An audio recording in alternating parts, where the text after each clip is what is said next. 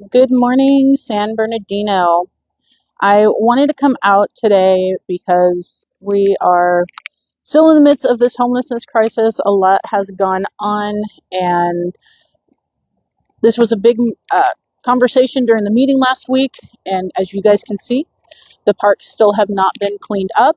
And I think this is a really important time for us to have another discussion. So, how did we get here? Where are we going? If you can think back now, over 2.5 years ago, the city attorney's office and the then city manager came to an agreement with the ACLU over how we would mitigate camp cleanups throughout the city. What they didn't tell was anybody else. And so we had this agreement in place that the council had never approved, that the community was never aware of. And then eventually the council became aware. And then another agreement went into place that the city, 1 month um, from it being taken away, was then violated according to the ACLU, and they filed a lawsuit. So since the beginning of this year, there's been an injunction against our city for camp cleanups, and that has allowed just everything to spiral out of control. And in addition to that, there was a challenge to a grants pass decision on whether or not you could cite or arrest people for being homeless, and that was taking place in Oregon, when made it all the way up to the Supreme Court. So there's a lot of moving parts to what's happening with homelessness nationwide versus what's actually happening in the city of San Bernardino.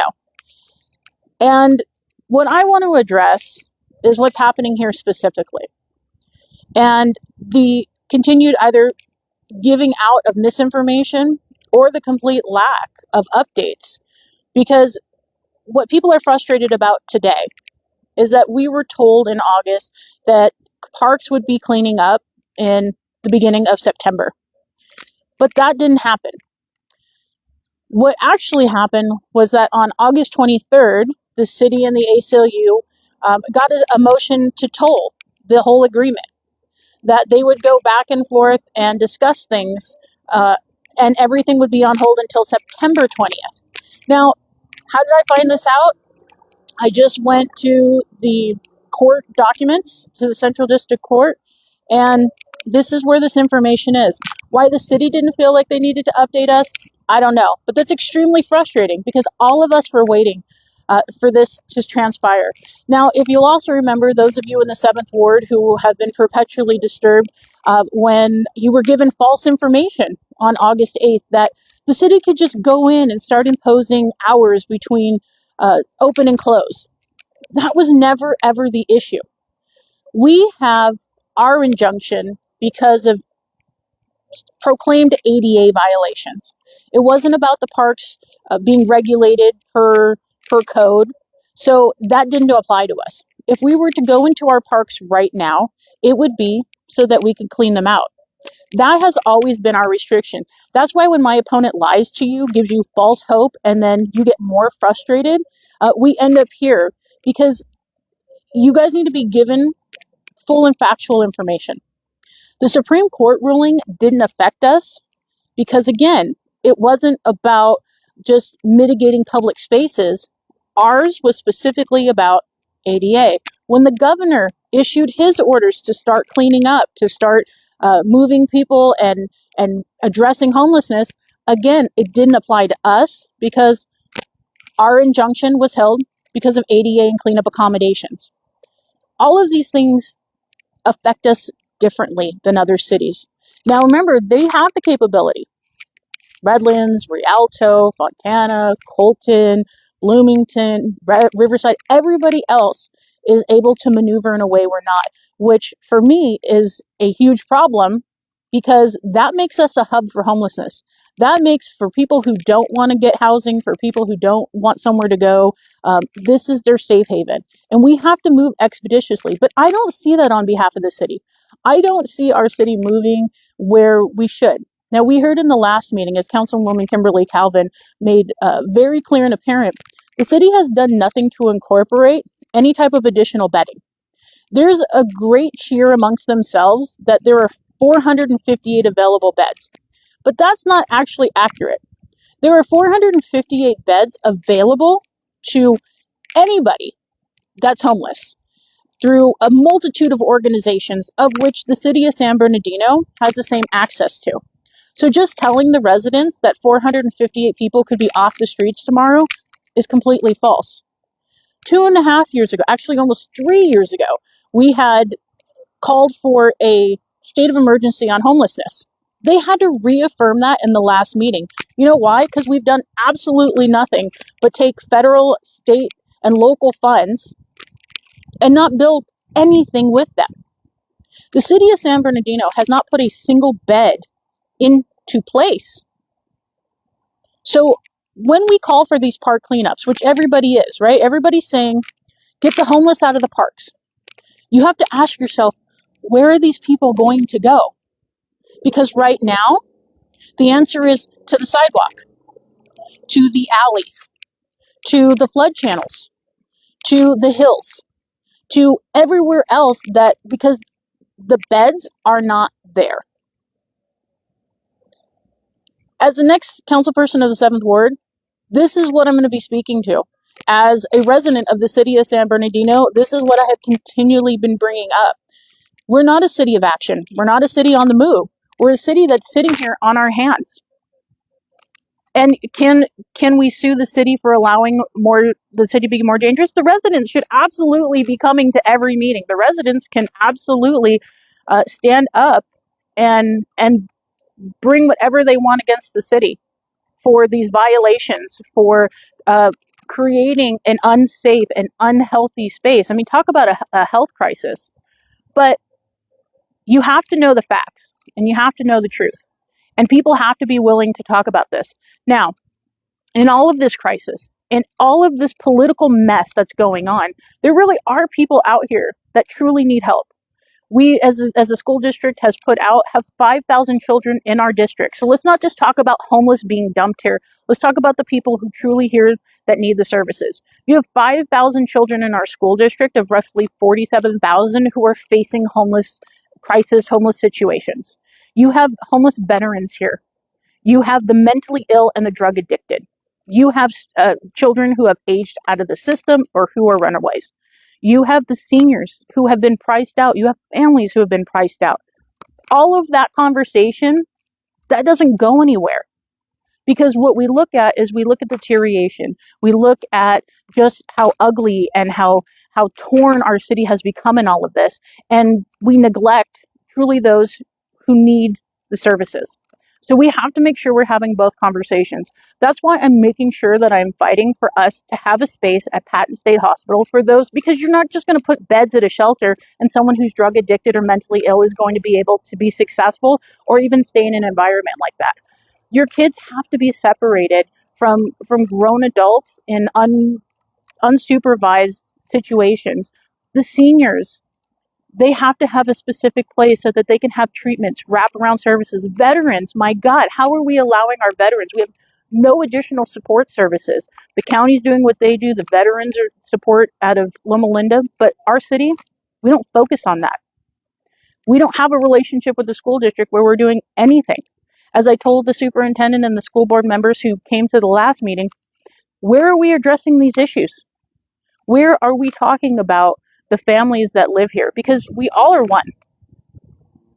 You can't say that your kids go to school here, that the parents participate in school activities, and then not be able to tie them into being residents of the city of San Bernardino.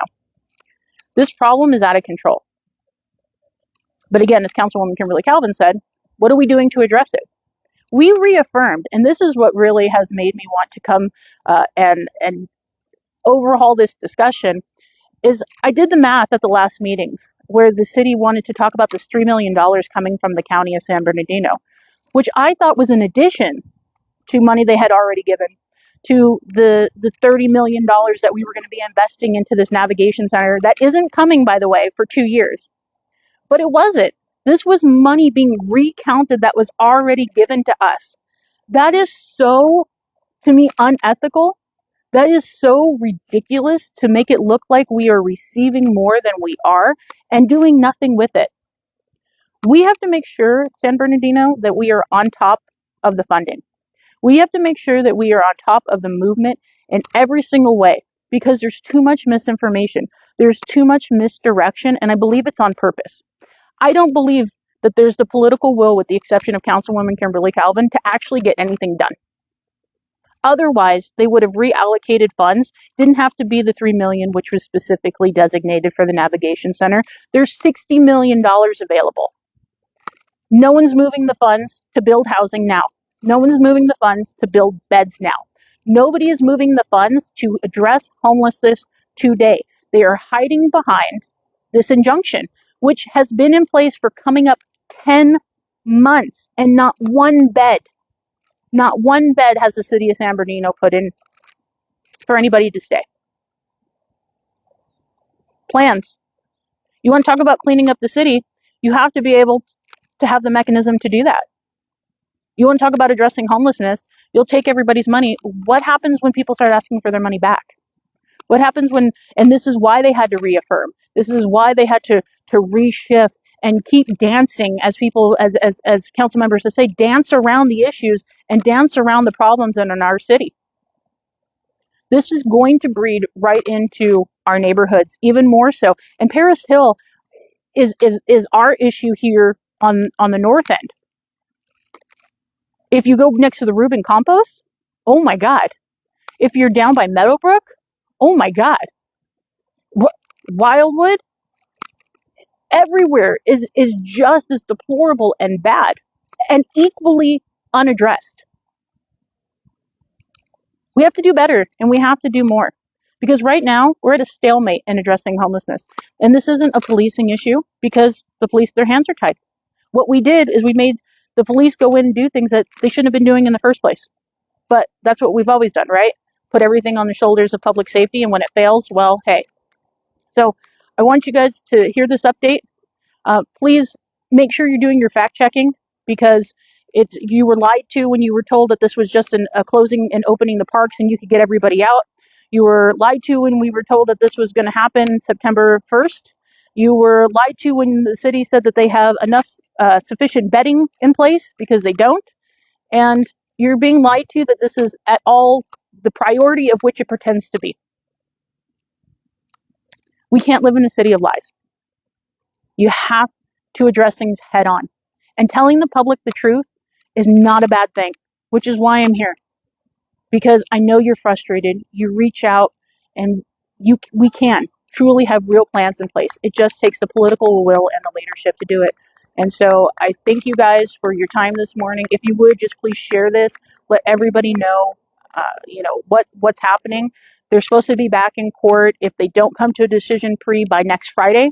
And we'll be able to see what's going on from there. But I'm not impressed. I don't think what's happening is at all addressing the true issue. And nothing's going to happen overnight. And not with the way that the current leadership, quote unquote, is handling. There is no plan. There is no plan. And the same nonprofits that they want to kick and say that they don't do anything are the same nonprofits that they're relying on, and hoping that they will build and expand their capacity in a time where maybe we won't have to build a navigation center. Remember, we're going to invest $32 million into 200 beds. Is that even a sufficient plan anymore? Can we wait? Can we wait till 2026 to actually do something? Or is it time to act now, as Councilwoman Calvin had said on Wednesday night? These are things that we need to be addressing. You have a meeting coming up next Wednesday. I ask all of you to make the time, those of you that can, to come out to speak on this issue. Don't let this just sit. What the council has always relied on is people not showing up, or even if they do something, people are going to complain. So why do it? It's not okay. The situation is not okay. Nobody wants to bring their kids to the park here. You have kids swimming, and they're surrounded by homeless people. They're surrounded by just disgusting environment. It's unhealthy to the general public.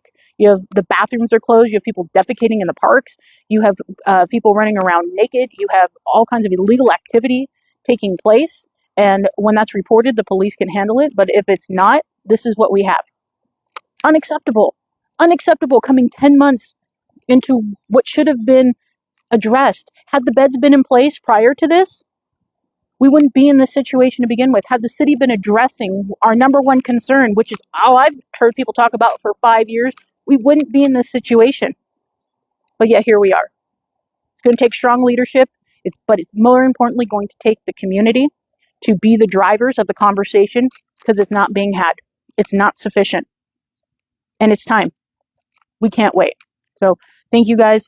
Have the best weekend that you can, and I hope to see you at the meeting this coming up Wednesday.